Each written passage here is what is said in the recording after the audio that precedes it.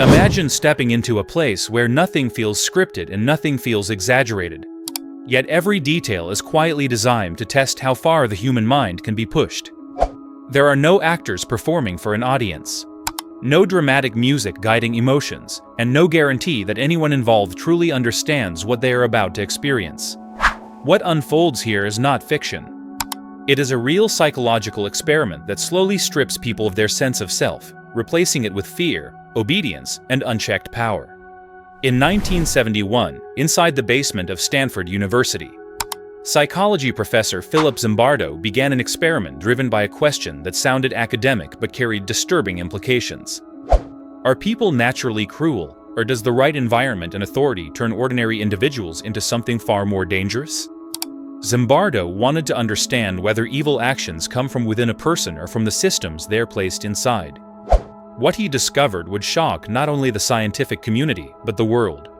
The study was advertised as a 2-week psychological experiment, offering payment to college students willing to participate. Dozens applied. After careful screening, 24 young men were selected. They were healthy, emotionally stable, and had no history of violence or criminal behavior. These were not troubled individuals, they were students who could have been anyone you know. Then, by pure chance, they were randomly assigned roles. Half became prisoners, and half became guards. No training, no preparation, just a role and a uniform. To make the experience feel real, a mock prison was built in the basement of the university. The space was transformed into narrow corridors, barred cells, and locked doors. The lighting was harsh and constant, the atmosphere was cold and isolating.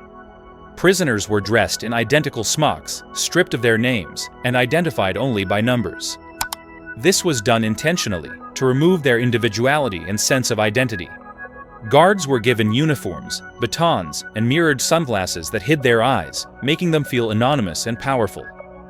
Before the experiment even officially began, the prisoners were arrested at their homes by real police officers. They were handcuffed in front of neighbors, searched, fingerprinted, and processed at an actual police station. No one explained this beforehand. By the time they entered the mock prison, the fear and humiliation already felt real. What was supposed to be an experiment now felt like a genuine loss of freedom. At first, the guards treated the situation casually. It felt awkward, even uncomfortable. But within a short time, their behavior changed. Authority began to feel natural. Rules were created without oversight, punishments became more frequent and more humiliating. Prisoners were forced to do push-ups, clean toilets with their bare hands, and endure verbal abuse. Nighttime counts disrupted sleep, leaving them exhausted and disoriented. The guards were not told to do this, they simply did it because they could. The prisoners responded in different ways. Some tried to rebel, shouting and refusing orders, but rebellion only brought harsher punishment. Others shut down emotionally, becoming quiet, anxious, and deeply distressed. One prisoner experienced such an intense emotional breakdown that he had to be released early. Even then, researchers initially believed he was pretending, which revealed how deeply everyone involved had become absorbed in the illusion of the prison. What made the experiment especially disturbing was how quickly morality disappeared. Guards began to enjoy their power. They competed with one another to be more dominant and controlling. Prisoners stopped seeing themselves as participants in a study and started behaving like inmates trapped in a system they could not escape. The environment reshaped their identities in ways none of them expected.